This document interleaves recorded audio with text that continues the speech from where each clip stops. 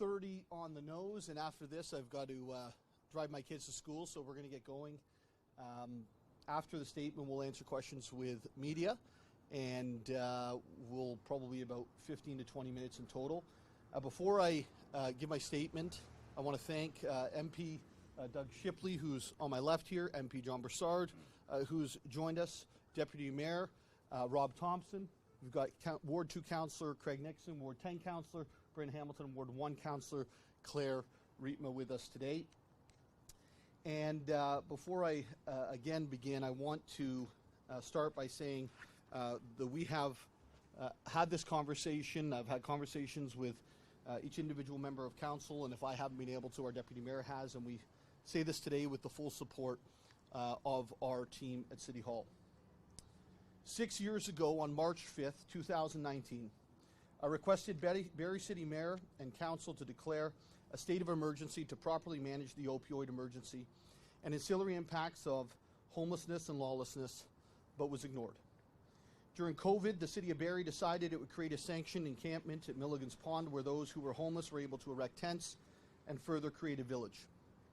Alongside the existing encampments along Ann Street, there came a mass of people and corresponding tents and structures. While the sanction ended, the camping did not.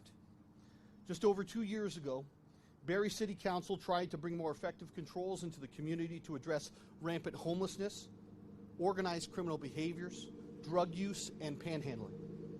Following activist intervention, Council decided to have faith and provide one more chance to local social services to get it right. Our faith has not been rewarded, and neither has the provinces. The province of Ontario responded to my request for more funding. We've had an 86% increase to homelessness prevention funding in this city. The average across the province was about 44%, I believe. New shelter funding that's going to be hitting in the next 2 months. Encampment cleanup funding that we have used. Heart Hub funding that is now currently being instituted. The total funding described here is not only in the tens of millions of dollars over the next 3 years, but over our term will exceed $100 million. We do not have a funding problem. We have an inability to be effective problem with the money that's been allocated. There are services working with cross purposes to cleaning up lawlessness. It takes too long to be accredited and permitted. It takes too long to deliver the services for rehabilitation and shelter that have been promised to us, the people of Barrie. But we, the City of Barrie, do not have control over this emergency. The federally appointed judges are superseding everyday bylaws. The cities have enacted to create and maintain order.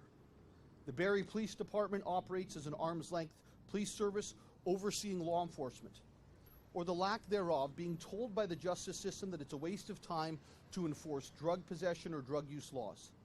This because often those same judges just mentioned throw the cases out and warn the prosecutors to steer away from such charges. While I support the county's plan to deliver new space and the Heart Hub, we have all simply run out of time. The City of Barrie does not have control over this emergency until now. Today I'm announcing that I've declared a state of emergency in the City of Barrie, as I requested the former administration to do. While we wait for the county's long-term plan to be implemented, the City of Barrie is immediately instituting the state of emergency to reclaim our streets, our boulevards, our parks, our squares, our feeling of safety, and our order. While this order will not appoint federal judges that protect the rights of citizenry to live in a free and lawful society, it will address the problem from the ground up. Barrie City Council has already done so much. In 2023, we provide an additional $1.65 million, increasing our funding to local social service agencies. Also in 2023, we ended the prisoner drop-off program in downtown Barrie that left individuals in our downtown from around the province of Ontario when they left incarceration at Penetang. In 2025, with the help of our police resources, and I see our Deputy Chief here today, Deputy, we funded an additional 17 officers to enforce the law right here in our downtown centre. Also, just a couple of weeks ago, we created an additional 55 affordable and supportive housing units, with many more to be approved in the coming months. Today, we are taking further action. These actions are necessary due to the length of time of lawlessness in our city and due to the increase in severity of lawlessness in our city. In the last 2 months, we've had a double homicide. E. coli levels reaching almost 5 times the failure concentration in our streams leading down from the encampments to our beaches. A major increase in tents along city streets with the closure of the encampment. Multiple fires being set last Wednesday alone. A tent that was right behind me being found with drug money, drugs, multiple crossbows, and a pistol. Assaults, rampant drug use, overdoses, theft, exposure to needles by citizens just trying to clean downtown, defecation in doorways, increased encampments, and public indecency. And with all of this, I can honestly say Barrie might have the problem, but we are not the reason. Well over half of the individuals who are homeless in our city are just not from here and not from Simcoe County. With this declaration of emergency, we will be commencing with the following. Immediately testing all water and waterways near or abutting encampments to understand how many other ways are being contaminated, with human feces resulting in incredibly high E. coli readings and obviously influencing our waterfront. Removing encampments, beginning with those that are nearest our most critical infrastructure and public spaces. Creating a position to oversee the implementation of social services and coordination of services between the various agencies responsible, i.e., remove any and all silos. My current Chief of Staff and Office Manager, Natasha Halikas, will assume this position as soon as we have transitioned someone into her current role. We'll give our city the ability to retain additional staff and contracted services as required. We'll request the county to immediately open access to additional shelter throughout the county of Simcoe to allow for space to be available for the people living in these tents. We'll provide Barrie staff with the ability to retain space if the county of Simcoe does not have any accessible. We'll provide Barrie staff with the ability to explore infrastructure opportunities with the county of Simcoe or individually if required. We request the province of Ontario to provide immediate funding to support this initiative and all of these initiatives. Prior to completion of this order, i.e. prior to the emergency being concluded, staff will have to prepare updates to our existing bylaws, procedures, and policies as required to have for Council's consideration to reflect our encampment response measures. And we will commission a report to clearly delineate how we got here and make recommendations of our next steps so that we never come back into this emergency situation. And now open it up to media for questions. I think I have somebody helping with that. I see Bob first. Just grab the mics so that way we can bring it up. Perfect. Swap out the mics. This one's for you. And then this one I'm going to bring over there.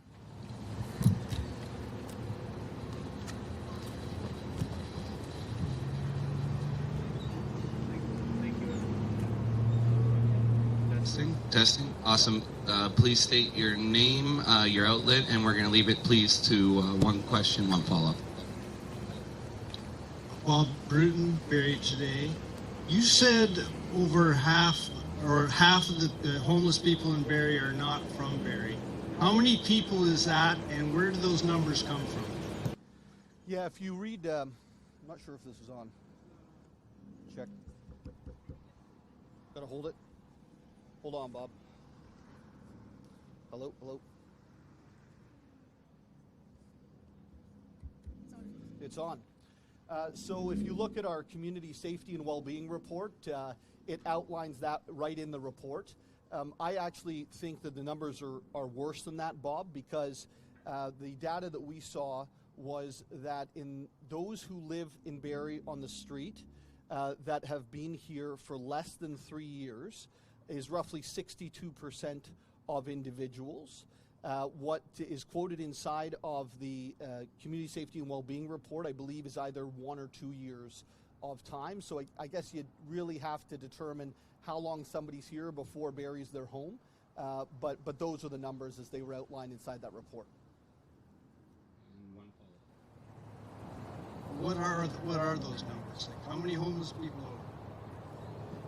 Yeah, the numbers I think are around 600 that they've been identified inside of the city of Barrie today. I believe the numbers are actually much larger than that. If you include those who are participating over at the encampment sites, maybe they have a home or a couch surfing or other things, but the numbers likely exceed that. Please state your name and your outlet. Brett Glover from the Barrie Advance. Alex, I was speaking with a critic of yours, a homelessness advocate on Friday, who basically said this new aggressive stance is more of a distraction from the fact that this council hasn't been able to provide attainable, not affordable, but attainable housing. How do you reply to that? Define attainable for me. Something that somebody can attain, get off the streets perhaps. Right, so 2 weeks ago we came in, we put in 31 units over at Mapleview Community Church, supporting and supportive and affordable housing. We also have announced an additional, I think it was 24 units over at Dean Avenue that we announced just 2 weeks ago. You're going to see a lot more units coming down the line, but I find it difficult for a critic, whoever they are, to complain that there's not enough affordable housing or attainable housing after this council's been in for about 2.5 years. The reality is we've gone through a 30-year period without the investment in this type of housing here in the city of Barrie. And so if you go back, and I say this all the time, you've heard me say this, and I'm sorry for repeating myself, but the last major investment in social housing was the project that I grew up in. What this council's doing is we've been taking these matters into our own hands, creating funding opportunities. We're taking money from the DC charge, the developers' money. We're investing inside of affordable housing, and we're not only getting thanked by those who would be able to be in that housing, we're also being thanked by the development community. You know, who would have seen that coming? So it's these innovative approaches that you'll see come to fruition over the next number of years. But you can't come and say in 2025 there's not enough affordable, attainable housing. This council, why didn't you do something between 1994 and 2025? This council is doing a lot on this subject, not to mention the fact that we've also been working with the county as they build Rose Street out to provide another 200 and I think it's 17 or 215 units in our city. So I think this council from day one has been very, very supportive of getting both supportive and affordable housing in place. But these buildings aren't built overnight, and you can't undo 30 years of nothing in 2 years. And as far as a timeline is concerned for the dismantling of these encampments, I'll look to this one, for example, behind us because we're here. How long until we start to see some sort of action there? Well, one of the things that we're doing is creating a task force headed by our Chief Administrative Officer or delegate. They will obviously work to remove the silos, get all of the offerings in place. As I understand it, the County of Simcoe has already offered space to the folks that are over on the street in front of the Busby and along Mulcaster Street. So I think those offers have been going for the last 2 to 3 weeks based on what I've been told. And that allows us to be able to move pretty quickly with trespass orders. And these trespass orders are going to ensure that when a trespass order is given on a city street, it's functional for the entire city. We want folks to get inside. We want them to get help. Barrie is a place that you come if you need and want help. It's not the place you come and put a tent on the side of the road, use drugs, carry crossbows and pistols, and obviously set up shop as a drug dealer. So if you don't want help and that's not your thing, please go somewhere else. If you want help, the County of Simcoe and all of their partner agencies are there to help. Next question. Luke, CTV Barrie. Yes, sir. I'm just wondering when families can expect to be able to walk down Mulcaster again. Well, I think we need some time. Obviously, we have to issue the trespass orders. That's not something that I do. It's something that's done by our bylaw department. We will work hand in glove with the County of Simcoe through that process, ensuring that everyone who's willing to accept help gets help. Just around the corner here, Bursey Park, of those who were accepting help, there were 12 individuals. Of those 12 individuals, 9 are still inside of a long-term housing. And so, you know, we know that once we can create these opportunities and people accept them, that they're very effective. I think you would agree that a 75% success rate is probably better than anything else we're seeing with regards to this emergency. A quick follow-up for you. On your executive committee meeting, you said the encampments are, I believe, 6 people or more. how many encampments are currently in the city of Barrie that the city is aware of? I'm going off the top of my head, but we have that data. I think that it's somewhere in the neighborhood of between 21 and 23 that were active. We eliminated 2 a couple of weeks ago, so I'm not sure if that takes us to 21 or 19, but certainly there's a lot of work to do, specifically those that are along waterways or near critical infrastructure, or sitting inside of a children's play park. So in 2024, we had over 20 encampment fires. With that, you had residents and business owners that experienced theft, property damage. Why did it take till now, with the optics that it looks like it's in your backyard now, for this to be addressed? Could you define my backyard? City Hall is a block away. Yeah, so we actually eliminated encampments over at Painswick Park. We went through Bursey Park. There's been tons and tons of tents along our waterfront removed. And I think that the property damage people have been experiencing, what we haven't been able to do is, because the province has been requested, I've led on this subject matter, asking the province to back us up if this goes to court. If this does go to court, we will see where it lands and see where the province is at on that. But right now, the problem we've faced is that the courts continually stop the removal of tents and of encampments. And we saw that again, I think about 2 weeks ago, maybe it was 3 weeks ago now, over in Kitchener, where the courts interceded in Kitchener trying to remove an encampment so that they could build a transit hub. We know that these are the issues that we're facing. We're hoping that the work that we've done on the provincial level to actually get the funding will help deliver on the front line here. But we can't just act in a way that it doesn't allow us to be successful. We need to make sure that everything that we're doing is long-term and effective and actually does result in achieving the goals that we've been seeking to achieve. And that would not have happened without the province stepping up, making all of these changes in the meantime. It wouldn't have happened without Hamilton winning the case, I think it was last fall, where they were able to remove an encampment. And so I think it's really important that you stop, you take a moment to go, okay, well, what have we been able to achieve and what's left? I think the other thing that your question, and quite frankly, I think it was a little bit ridiculous, your question fails to take in, is that we had a double homicide take place in an encampment. We had E. coli levels, which I requested repeatedly to be tested, that wouldn't be by agencies that I believe should, and the city had to step up and go on there. So the more evidence that comes in, the better, and we're then able to obviously act behind the provincial order that came down to remove the encampment over on Ann Street. Next question. Yeah, you from Simcoe Community Media, you have put, quote unquote, a lot of blame on the Superior Court ruling that you can't clear the encampment, but it also states that you need to have, sufficient shelter places for people to evacuate the encampment, and it's a charter right to have the housing. So what you have done, you said you have been mayor for 2.5 years. What has been done, to provide that housing, and how much blame should be on you and the current council for so many encampments in Barrie? Can you define sufficient for me? What does sufficient housing mean? Sufficient housing means people not living outside in a tent, as we see right now, and that wasn't the case before you became the mayor. Sufficient housing means people not. I think the reality is that the housing that's being offered is not always accepted. We saw that over at Bursey. We've seen that in other parts around the city. Brock Park, when we removed an encampment there. Painswick Park, I believe it took 2 or 3 weeks to get the individual to agree to go into an offering that was available.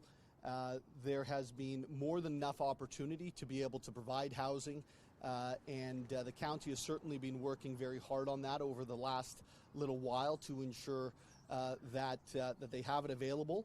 That's why we were able to move quickly on the encampment over at Ann Street when the provincial order was given and the state of emergency was given for that location. And certainly we'll continue to look at any opportunities that we need. If you see in this order, and what I just said was that if the county is unable to provide the space, then the city staff are directed to go and find the space available. That does not mean that individuals are going to accept that space. It just means that those spaces will be readily available. Yeah, just to follow up, as you just accepted that, people not accepting the housing options that you are giving. So, and talking to many community leaders, they see the holes in the option that you are offering. So are we going to see violence on the streets now from the police as you will try to evacuate these encampments? No, our police department acts with nothing but the respect for individuals. Obviously, it's a delicate situation, and they're going to be working hand in hand with our bylaw department, with mental health services over at the County of Simcoe and many others. So I think that there's obviously a ton of work to do to ensure that the appropriate spaces are available. But right now, I think that the focus is on making sure everything is in the background and ready. And then at the appropriate time over the next few days and weeks, we will see the encampments be removed. And if individuals are looking to camp and not looking to go inside or to get help, they need to move on to another community. Ours isn't the right place for them.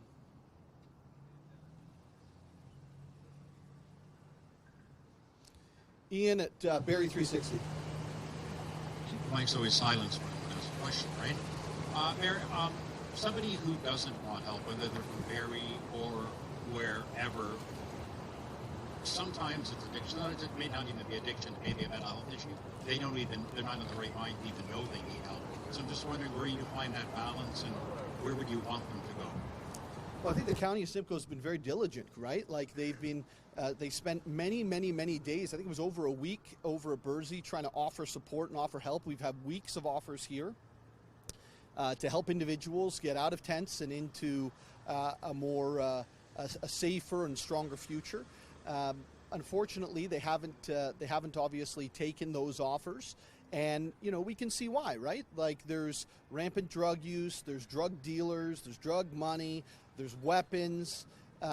Folks set up shop where the encampments were, and that obviously has a massive impact and effect on the community. For those that don't want to go inside, look, I'm the mayor of the city of Barrie. Okay, if there's another municipality that thinks encampments are the right way to go, they can go there. As for the city of Barrie, we will not be accepting that in any way any longer. And that means that we're going to have to invest the dollars to ensure there are rooms and spaces and beds available. We're going to have to invest the dollars with the County of Simcoe even more than we have to ensure there's proper rehabilitative help available. And, we have for so long haven't had those resources. And what this emergency order does today is it brings those resources forward to make sure that we can provide those things so we can remove all of these tents in accordance with any, rulings that have come out from these federal judges. So you have talked about your willingness to put money on the table, too, as a municipality. Is this groundbreaking what you're announcing? Province-wide, is there another municipality you're aware of in Ontario that has taken this sort of step? There was one state of emergency that was brought into effect after a number of fentanyl overdoses that took place down in Belleville. The order was actually approved also by the province, and there was a ton of action taken at that point. In terms of the approach that we're taking here, this is a new one. We know that we've had too many overdoses to date. We had too many overdoses in 2017, and we've had too many ever since. The problems around this drug emergency have only increased over the years, and obviously the lawlessness is something that is, gotten to levels that are just. I'm not sure how any of our agencies can look the other way at this point, and certainly the City of Barrie is not responsible for social services. We're not responsible for policing. We are responsible for trespass orders. And those trespass orders can only be given legally if we have all of the services in place behind them. And so I know the county is going to work very hard on this, and where there are perhaps gaps, the City of Barrie will fill in the gaps. And thank you, everyone. That concludes our conference for